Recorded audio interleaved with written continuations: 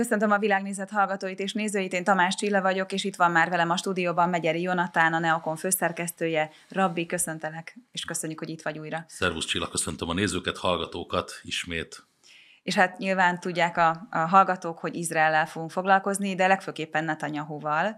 Ugye most azt lehet hallani, hogy a Hamas elleni küzdelemben Izrael elég közel van a győzelemhez, viszont Netanyahut egyre több és komolyabb bírálat is éri. Nagyon sok helyről, szinte minden helyről, nem tudom, hogy lehet-e ilyet hallani, aki mondjuk védi Netanyahut. Ugye itt szó van az izraeli közvéleményről, Chuck Schumer, erről majd fogunk is beszélni, ő is nagyon keményen bírált, ő egy demokrata képviselő az Egyesült Államokban, Ehud Barak, Scholz a tegnapi napon éppen. Szóval mi a probléma Netanyahuval?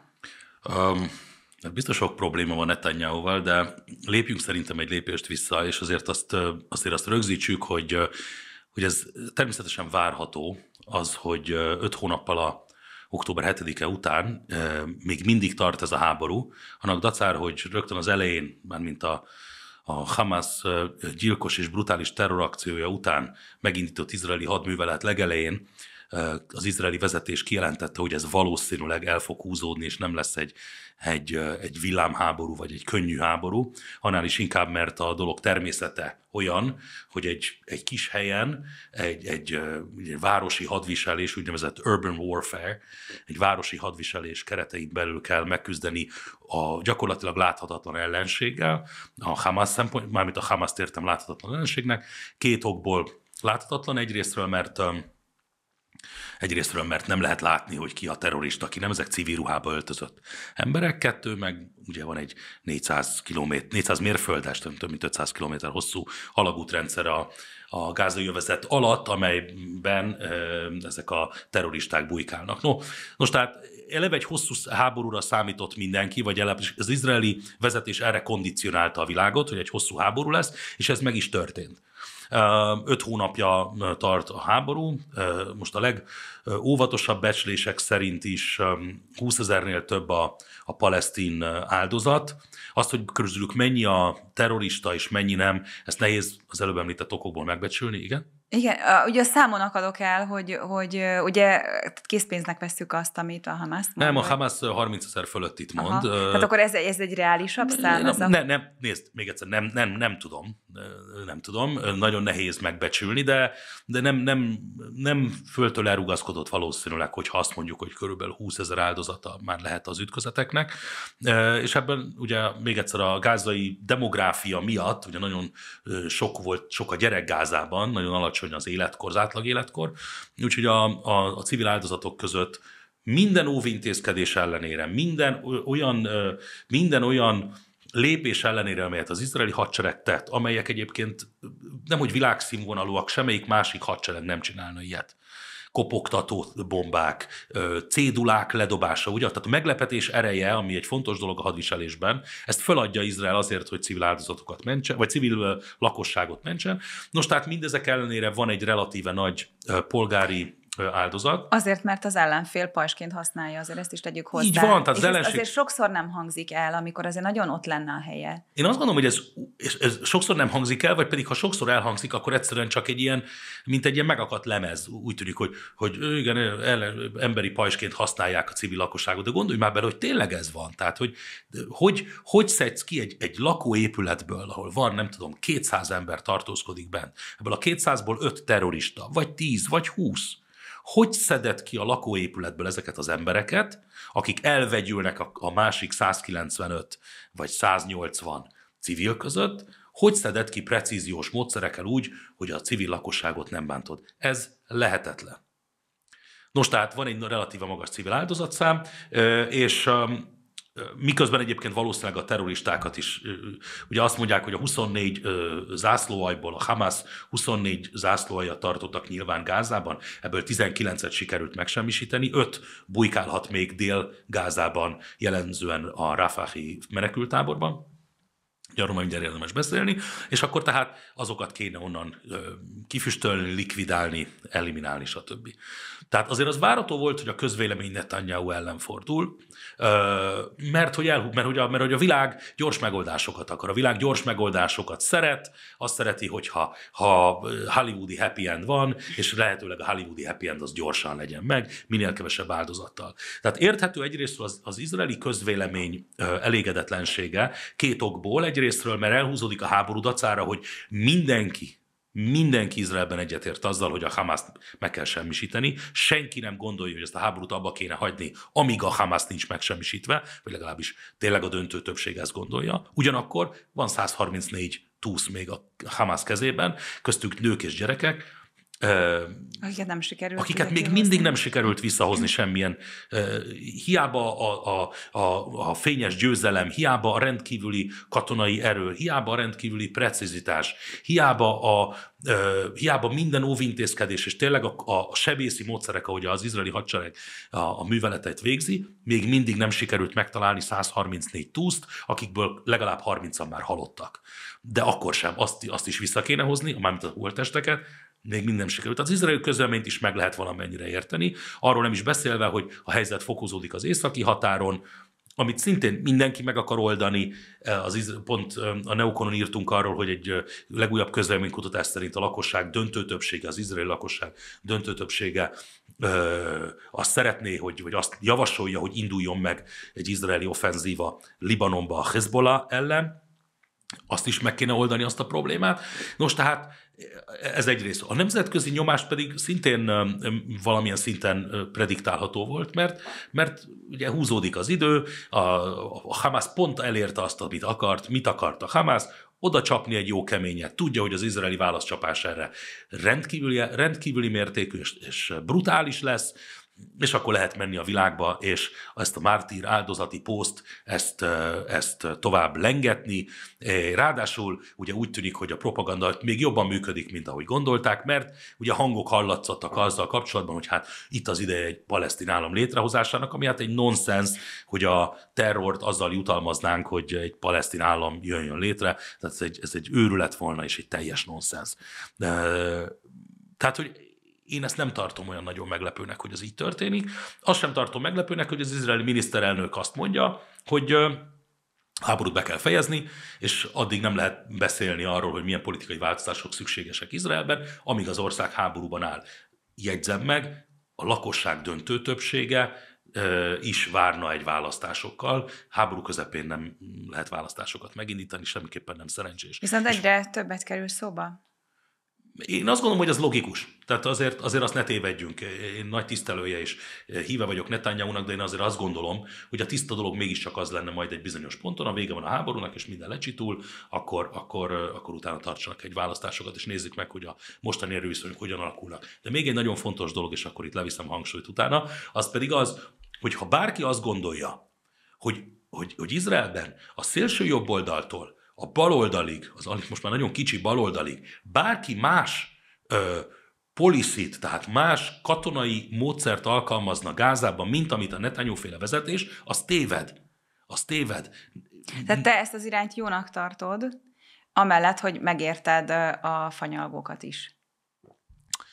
Szóval, ha van egy dolog, amit a mai beszélgetésben... Látom, már elbizonytalanodtál. Nem, ha van egy dolog a mai beszélgetésben, amit mindenképpen nagyon fontosnak tartok kiemelni, és nem tudom elég, és meg vagyok lepődve, hogy nemzetközi közvélemény erről, nemzetközi sajtó erről nem beszél. Aki azt mondja, hogy helytelen, amit Izrael csinál, hogy túl sok a polgári áldozat, stb. Egyetlen egyszerű kérdést kérdezek. Mit kellett volna csinálni? Mit kellene csinálni? Mit kellene csinálni? Milyen más megoldást kellene csinálni? Nézzük a lehetőségeket. Hagyni, hogy a Hamas megússza? Ezt nem gondolhatja senki komolyan. Ezt senki nem gondolhatja komolyan.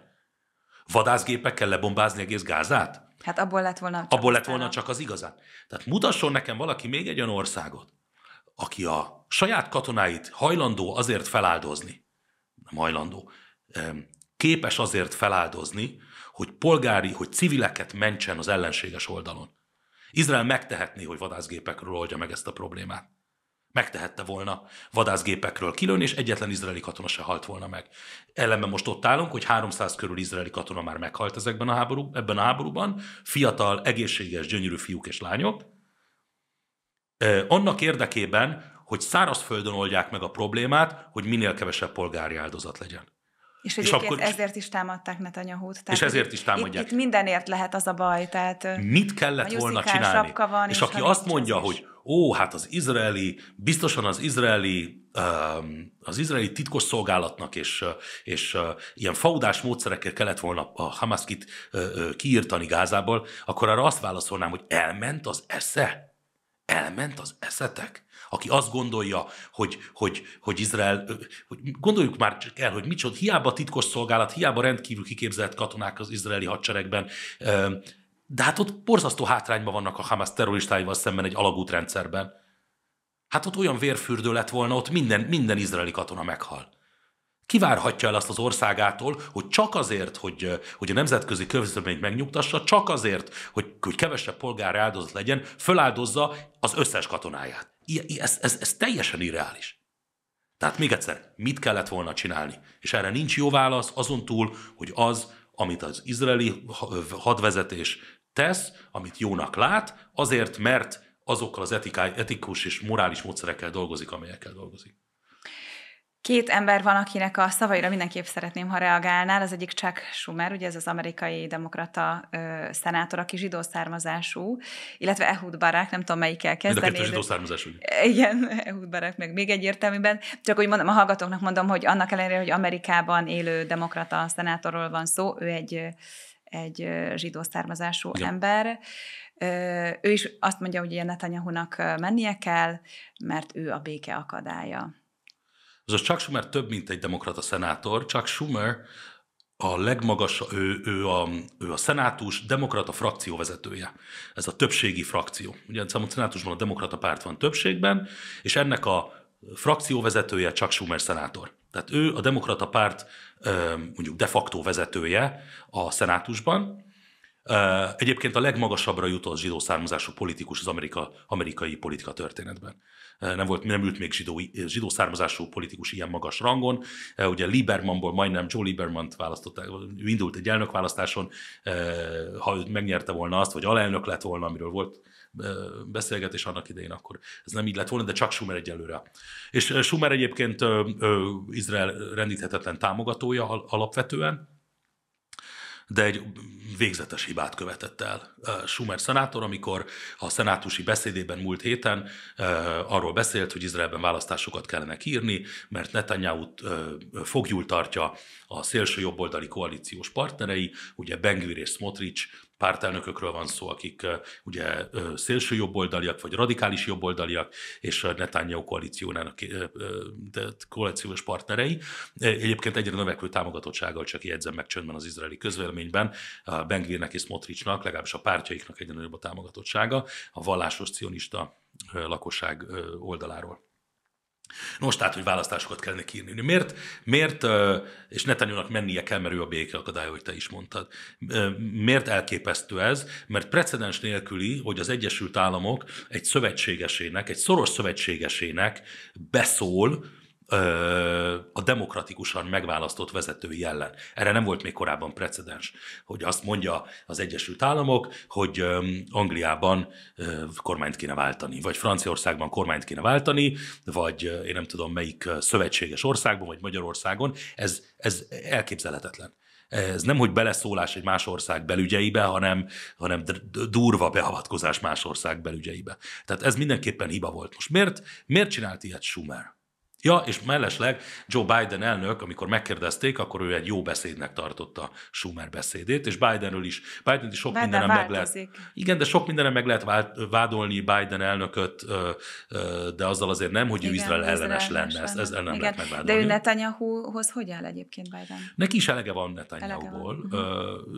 Ők a Netanyahuból, illetve Netanyahu politikai szövetségeseiből van elege. És akkor nyitok egy zárót, és csak megjegyzem, hogy Netanyahu azért van hatalmon, mert Ben-Gvir és Smotrich pártjai bekerültek a koalícióba, egy koalíciós kormányról van szó. Nem lenne, egy pártnak az a dolga egy választáson, hogy hatalomra próbáljon kerülni, és koalíciós megállapodásokkal lehet ezt Izraelben megtenni. Természetesen bent van a koalíciójában Ben-Gvir és Smotrich, akik egyébként ideológiainak nem áll, ugye jobboldaliak, nem állnak nagyon távol Netanyahutól, és természetes szövetségesei tulajdonképpen az izraeli kormánykoalíciónak. Tehát és egyébként, by the way, ahogy említettem, az izraeli közvélemény is azon a véleményen van, és az izraeli politika teljes spektruma, hogy nagyjából úgy van kezelve a háború, ahogy kezelve kell legyen a háború. Annál is inkább, mert egy háborús kabinet irányítja az országot. A legfőbb ellenzéki vezető, Benny Gantz, egyébként magyar származású Benny Gantz, volt vezérkari főnök és a legnagyobb ellenzéki párti vezető, aki a mostani közvéleménykutatások szerint akinek a pártja a legtöbb mandátumot kapná a választásokon. Ő is tagja ennek a Netanyahu-féle háborús kabinetnek, és ő is elítélte Schumer szenátor beszólását. Nos, tehát a beavatkozás Izrael belügyeibe elfogadhatatlan, és teljesen illogikus is. Miért történik mindez? Azért történik mindez, mert Amerikában is elnökválasztási verseny van, méghozzá elég szoros verseny. A Biden kormány rendkívül népszerűtlen, és a legtöbb közvéleménykutatás szövetségi szinten azt mutatja, hogy Trump vezet Biden előtt, és a kritikus államokban, ugye Amerikában vannak kék államok, meg vörös államok, a vörös az a republikánus, a kék a demokrata, tehát akik hagyományosan és jól megbízhatóan általában ez az állam egyre, a másik állam másikra szavaz, és vannak az úgynevezett billegő államok, ahol néha ez a párt nyer, néha meg az a párt nyer, és két kulcsfontosságú államban, Michiganben és Michigan államban, illetve Massachusetts államban, ebben a két említős államban most éppen Trumpnak áll a zászló. Viszont ennek az államnak nagyon nagy a muszlim lakossága. Ez a nagyon érdekes, nagyon tekintés muszlim közösség lakik ezekben az államokban. Ugye elég csak Ilhan Omar szenátor, vagy képviselőasszonyra gondolni, illetve erre a 4-es fogatra Rashida Tlaib, Ilhan Omar, ők is ezekből az államokból jönnek, és az ő támogatóik is ezekből az államokból jönnek. Tehát Biden ott igyekszik jó pontokat szerezni, vagy Schumer szenátor a demokrata pártnak a muszlim szavazók között. Ez gáz. Ez gáz, hogyha elárulja az izraeli ügyet, az Izrael ügyét, inkább így mondom, a szavazatszerzés miatt, de valószínűleg ez történik. Ezért szokták Amerikában azt viccesen most azt mondják, hogy a kétállami megoldás, Biden hívja a kétállami megoldásnak, de az ő szemében a két állam az Massachusetts. Vagy Massachusetts és Michigan. Ez a két állam, ami őt igazán érdekli a választások szempontjából. Ehud Barak, igen. Hát Barak egy furcsa jelenség. Itt az adáson kívül azt mondtam, hogy Baraknak kéne legyen az, akinek a legjobban be kéne fogni a száját, és eltűnni a politika történetén is sülyeztőbb vagy szemetes kosarában, mert Izraelnek az egyik legrosszabb miniszterelnöke volt. Dacára, hogy egy katona ember egyébként, és a katonai érdemeit nem lehet elvitatni. Mégis azt gondolom, hogy Ehud Barak volt izraeli miniszterelnök, egy hasznos idiótája az izraeli történelemnek, és az idiótát itt képletesen, vagy hát a közmondás szerint gondolom. Ugyanis ő volt az, aki felajánlotta, ugye még Bill Clinton elnöksége alatt, ő volt az, aki a kétállami megoldás érdekében még egy lépéssel továbbment, ő volt az, aki az első, ugye Ehud Olmert ment még egy lépéssel tovább. Barak, ha jól emlékszem, a vitatott területek 94%-át ajánlotta föl az akkori palesztin vezetésnek, 94%-át. A maradék 6%-ról lett volna úgynevezett land swap, tehát területcserék, és ezt nem fogadta el a palesztin vezetés. Tehát Barak volt az első, akinek a kormányzása alatt a legközelebb állt a palesztin vezetés egy palesztin állam létrehozásához. Ezt a palesztin vezetés, ezt a nagyvonalú ajánlatot visszautasította. Ehud Olmert még egy lépéssel továbbment és megtoldotta a 94%-ot még 4% ponttal. 98%-ot ajánlott föl, tulajdonképpen mindent Kelet-Jeruzsálemen kívül felajánlott Ehud Olmert, és a palesztin vezetés ezt is visszautasította.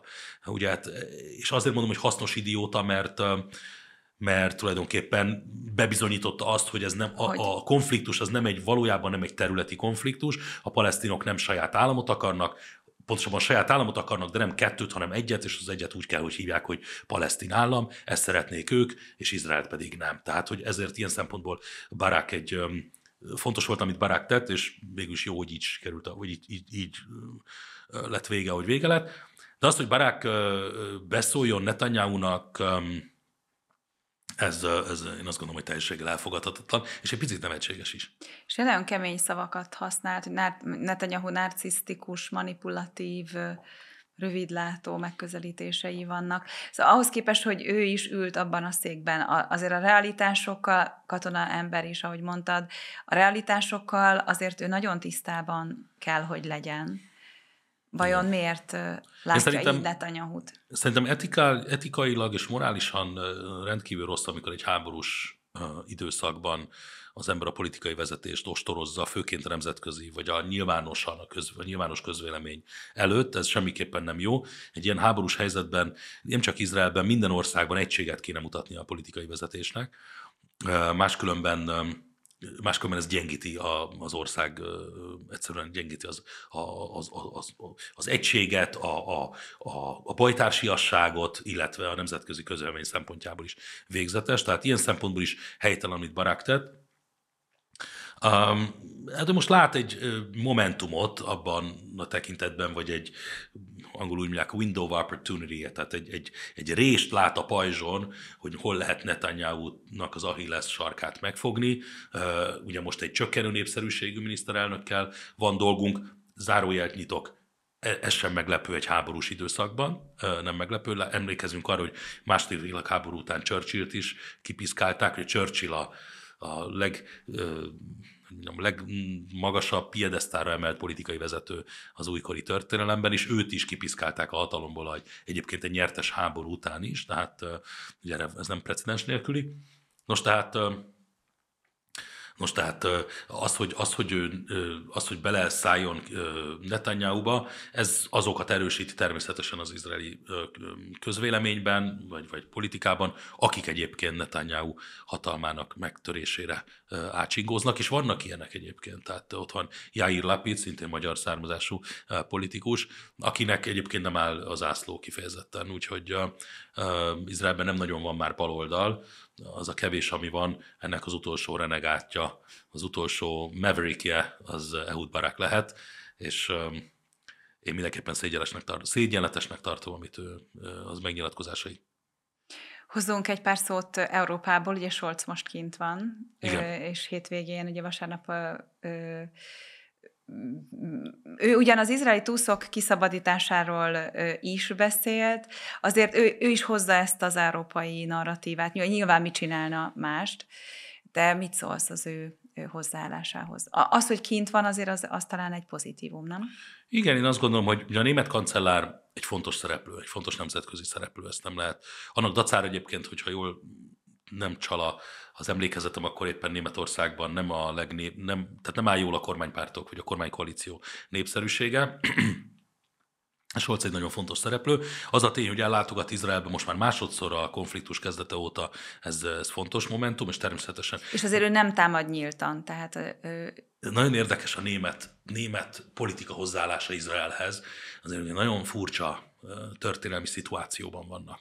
Tehát a Németország arra különösen figyel, és ezt most nem tudom, hogy nem akarom megítélni, hogy ez most helyes vagy helytelen, de az biztos, hogy Németország rendkívül figyel arra, hogy Izraellel kapcsolatban miként nyilatkozik, erre nagyon figyel, érthető történelmi okokból nem akar félreérthető nyilatkozatokat tenni, és ha tesz, ugye emlékezzünk arra, amikor sajtótájékoztatót tartott pár hónappal ezelőtt Abbasszal együtt, a német kancellár, és akkor valahogy ott elbambult, és közben Abbas elkezdte ostorozni az izraeli közvéleményt, vagy az izraeli politikát, és általában is Scholz meg ott csöndben kuksolt, és emiatt rendkívüli támadásokat kapott, hogy hát neki ott fel kellett volna szólalni, és hát micsoda dolog, hogy az ő vendégségében tartózkodó palesztin elnök miket mond.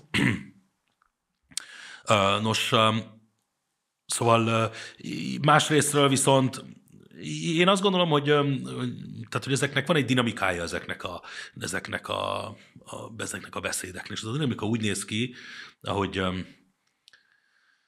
Ez a dinamika úgy néz ki, hogy az általában mindig kezdenek valami pozitív dologgal, aztán jön a megrovás, és aztán a végén, tehát van egy ilyen íve a beszédnek, menedzsment iskolákba tanítják, hogyha taktika. A szendvics taktika, beosztottadat valamiért le kell szídni, akkor kezdjél indíts valami pozitívval, aztán jön a megrovás, és aztán zárd a beszélgetést valami pozitívval, és akkor bedobja ezt, hogy hát természetesen Izraelnek joga van az önvédelemhez, és a túszokat vissza kell hozni, de, és akkor jön a hosszú shitlist, hogy mi az, amit nem kéne csinálni, meg mi az, amit elítélendő, és aztán a végén, de természetesen kiállunk izraeli barátaink mellett. Tehát ő hozta tulajdonképpen ezt a formát. Egy dolog rendkívül érdekes. És megint az előbb mondtam, hogy amit nem kérdez meg a világ közvéleménye. A másik dolog, ugye az, hogy mit kellett volna csinálni, vagy mit kéne csinálni Gázában, azt se kérdezi meg a világ közvéleménye, hogy tulajdonképpen miért is mindenki Izraellel foglalkozik? Miért mindenki oda megy, és mond még 3 okos dolgot, amit Izraelnek kellene csinálnia, minthogyha ezt a konfliktust Izrael kezdte volna. És minthogyha ez a konfliktus vége nem egyszerűen lehetne megoldható. Ha a Hamas terroristái kijönnének a gyáva patkányok kijönnének az alagutakból, föltennék a kezüket, és megmentenék a sajátjaikat, a saját civiljeiket, asszonyokat, gyerekeket, időseket és ártatlan embereket, akkor ennek a konfliktusnak vége lenne tegnap. Tehát, hogy miközben Izrael szólítja föl mindenki önmérsékletre, és ezt kéne csinálni, és azt kéne csinálni, ezzel senki nem mondja, hogy figyeljetek, srácok, így a Hamasszal is beszélgessünk már valakiet. Vannak, akik szobálnak ezekkel az emberekkel. Ott van például ez a kínai delegáció, akik most Katárban találkoztak a Hamas politikai vezetésével, akik 5 csillagos szállodákban, inkább 7 csillagos szállodákban bujkálnak Katárban, Ismail Haniyeh és társai. Miért nem nekik szólnak? Miért nem őket helyezik egy kis nyomás alá, hogy figyeljetek, srácok, szóljatok már azoknak az őrült haverjaitoknak ott Gázában, hogy adják meg magukat, adják ki adják ki Yehia Sinwart, a fő kitervelőt, a fő gonoszt, a fő katonai gonosz embert, adják ki Mohammad Daift, a Hamas katonai vezetőjét, és akkor megoldódna az egész probléma. Tehát nem feltétlenül Izrael, tehát itt mint a rulettben a zsetonoknak csak egy jelentős része van Izrael kezében, de nem az összes. A zsetonok jó része, az még mindig a Hamas kezében van, lehet, hogy azoktól is kéne követelni ezt, azt. Közeljövő. Mit vársz a közeljövőben? Hát, hogyha vágyvezérelt legyen egy vágyvezérelt verzió, és legyen egy reális szerintem is. Akkor kezdjük a vágyvezérelttel. A vágyvezérelt egy mihamarabbi teljes győzelem Gázában. Ez szükséges egy Rafahi bevonulás, amit most Izrael még húz halaszt, hogy a polgári civil lakosságot. Ugye 20 halaszt, de ez a Hamasnak kedvez, minden idő a Hamasnak kedvez, ez alatt el lehet menekülni, ez alatt tovább lehet bujkálni, ez alatt szét lehet jobban szóródni, ez alatt újra lehet felfegyverkezni, stb. De mégis egy Rafahi bevonulás, a Hamas teljes kifüstölése, és azután egy gázai újjáépítés. Ez volna a vágyvezéret, illetve az északi fronton egy diplomáciai megoldás a Hezbollahal. Ez volna szerintem a legjobb megoldás. És milyen kézben lenne Gáza például? Szerintem ugye mindenki találgat, de itt valóban egyértelmű a helyzet. Gázát egy ideig az izraeli hadseregnek kell mondjuk békefenntartónak működnie ott, más nem lehetséges, egyszerűen elképzelhetetlen más megoldás. Ez tarthat 1-2 évig, talán 3-4-5 évig, viszont az jó hír, ha úgy tetszik, hogy Izrael semmilyen körülmények között nem akarná annektálni, vagy visszafoglalni Gázát. A palesztin hatóság. Ez nem. A palesztin hatóság nem egy jó vezető. Egyrésztről a palesztin hatóságnak a népszerűsége a békafeneke alatt van a palesztinok körében. Egy korrupt... Igaz, ezért azért nagyon vágyvezérelt ez a nyugati verzió. Hozzáállás? Hát az, hogy mert ugye a palesztin hatóság van is ugye a Hamasnak van népszerűsége, tehát hogy például Gáza milyen uralom alá kerül, azért az egy... Hát hogyne? Hát a palesztin hatóság egy korrupt szervezet, és nem csak anyagilag korrupt abban a szempontból is, hogy fizetést ad a terroristák családjainak, a terroristáknak sok $10,000 fizetést, tehát támogatja a terrorizmust a tankönyvekben, terrorizmusra tanítja a gyerekeket, stb. Tehát ő nem lenne egy jó megoldás, arról nem is beszélve, hogy a palesztinok körében népszerűtlen. A Hamász meg, ugye hát akkor értelemszerűen kivonódik a képből, tehát ott valószínűleg kellene egy újból a palesztinok de köréből van ilyen kijövő... létezik? Mert most a nulláról felépíteni valami? Lehet ilyen, hogyha a palesztin klánoknak, a családoknak a kezébe adnák azt, hogy az ő vezetői közül kerüljenek ki vezetők, akkor lehetne ilyen a palesztin nép, ha egyáltalán lehet ilyenről beszélni. Ez egy családokból, klánokból rendezett népcsoport, és itt a családoknak van igazán szerepük. Az egyébként az egész Közel-Kelet ilyen módon rendeződik, törzsi kultúra van, illetve ilyen klán kultúra. Úgyhogy ilyesmit lehetne, de ez idő, hogy egy ilyen új generáció előjöjjön, és pont ez a 3-4 év, ami alatt az izraeliek rendfent tartanának, az alatt ez a dolog, ez ki is nőhetne. Tehát aki azt várja, hogy a háború másnapján itt föláll egy frissen vasalt ingekben és jól kiképzett politikusi társaság, aki élvezi a nép bizalmát és a nemzetközi közvélemény szépen tud mosolyogni, ez teljesen elképzelhető. Tehát, hogy ez butaság. Úgyhogy valóban kell egy 3-4 év valószínűleg arra, hogy izraeli békefenntartók legyenek Gázában, és ez alatt kijöhetne, meg tudná a palesztin vezetés, gázai nép meg tudná maguk közül választani ezeket a kláni vezetőket, ez egy pár év alatt meg tudna történni. Most mi a realitás? A realitás az egy libanoni front megnyílása. Erről nem beszéltünk ma, és tényleg csak 3 szóban. A Hezbollah egy Dél-Libanonban működő terrorszervezet. A libanoni kormány nem tud vele mit csinálni. Hezbollah egy legálisan működő párt egyébként Libanonban. A libanoni kormány gyenge, ingatag lábakon áll a libanoni gazdaság, gyakorlatilag a földön hever, a Hezbollahnak sok 100 vagy 150 000-re becsülik a rakétáinak a számát, és ezek nagyon profi rakéták, nem olyanok, mint a Gázából kilőtt rakéták voltak. A Hezbollah nem szállt be végül is nagyon durván október 7-e után ebbe a háborúba Izrael ellen, de azért naponta 60-80 vagy 100 rakétát küld Észak-Izraelre. Ez is durva. 60-80-100 rakétát lőnek ki.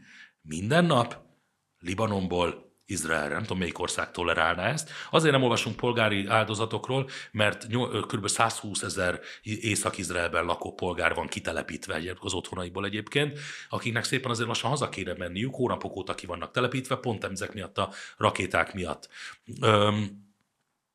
A Hezbollah pont a napokban jelentette ki, állítólag Irán presszionálta őket, hogy ne szuttyongassák már tovább Izraelt, mert Irán nem akar beszállni egy regionális háborúba, eddig sose szállt be Irán háborúba, mindig tolt maga előtt valaki, valamilyen proxy hadtestet, és a Hezbollah kijelentette, hogy nem baj, mert ő egyedül is akkor beszállna egy ilyen háborúba. Most ez Izraelre nézve rendkívüli veszélyt jelenthet, egy északi front megnyilása, ahogy említettem, a Hezbollah az nem a Hamász, a Hezbollahnak profi rakétái vannak, profin kiképzett katonái vannak, Iránban, Afganisztánban, Szíriában és egyéb más helyeken kiképzett profi hadsereggel rendelkeznek, mint nem hivatalos hadsereggel, de tulajdonképpen profi hadsereggel rendelkeznek, profi fegyverekkel rendelkeznek, tehát az Izrael szempontjából egy nehezebb dió, de meg kell csinálni valamikor. Tehát ugye itt megint az, hogy halogatod, ez nem fogja megoldani a problémát, ez alatt csak több fegyverük lesz, több képzett katonájuk lesz. Tehát ezt a problémát is valamikor meg kéne oldani, és valószínűleg az izraeli vezetés úgy gondolja,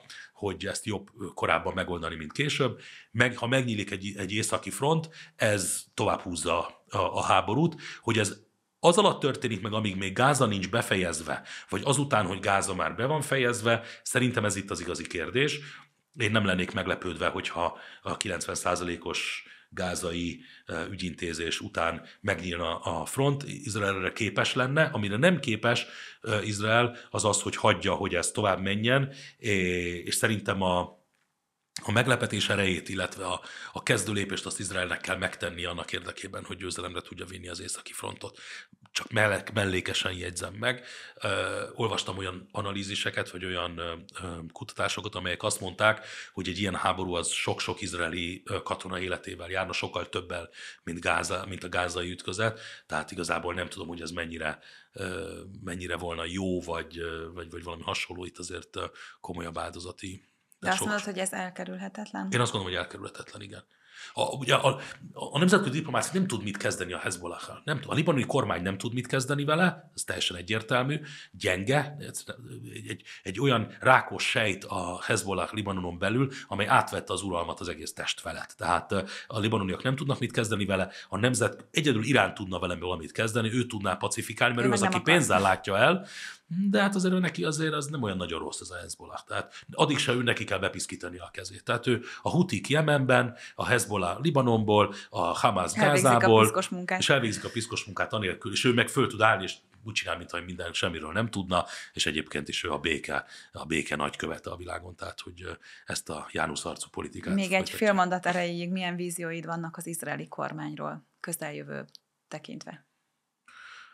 Én azt gondolom, hogy amíg a háború tart, akár a gázai, főleg, hogyha megindul az északi front, akkor egyelőre nem lesz izraeli politikai csere. Én nagyon remélem, ha valamit remélhetek, vagy vágyvezérelt, az az, hogy még többen a jelenlegi ellenzékből csatlakoznak a háborús kabinethez. Ez Netanyahu érdeke is, hiszen ez az ő pozícióját is biztosítaná, annak dacára, hogy még több embernek a véleményére kellene figyelni, amit meg gondolom annyira nem szeret, de mégis ez volna az ő, ugyanis ez legitimálná az ő összes lépését, mondván. Igen, a legitimáció miatt egyedül, mert miatt. Egyébként sokkal nagyobb kavar lenne nyilván a döntés. Igen, de erről lehet olvasni, hogy ott van ez a Lieberman nevű figura, Avigdor Lieberman, akkor Netanyahu korábbi szövetséges, egyébként jobboldali politikus, egyébként a palesztin kérdésben radikálisabb politikus, mint Netanyahu, de sokkal, és őt mondjuk Netanyahu nagyon nem akarja a kabinetben látni, Lieberman meg nagyon be akarnak kerülni. Én azt gondolom, hogy így sem már rosszul, hogy Gantz ott van ebben a háborús kabinetben, még azért jó volna egy-két figurát oda behívni, már csak azért, hogy mutassa azt, hogy valójában amit ő tesz, az ugyanaz, amit mások is tennének, mert ebben a helyzetben nem nagyon lehet más csinálni. Nagyon szurkolunk, hogy a Közel-Kelet minél hamarabb stabilizálódjon, ez a mi érdekünk is. Ez mindannyiunk érdeke. Nagyon köszönjük, hogy itt voltál. Én köszönöm a lehetőséget ismét, mindenkinek minden jót kívánok.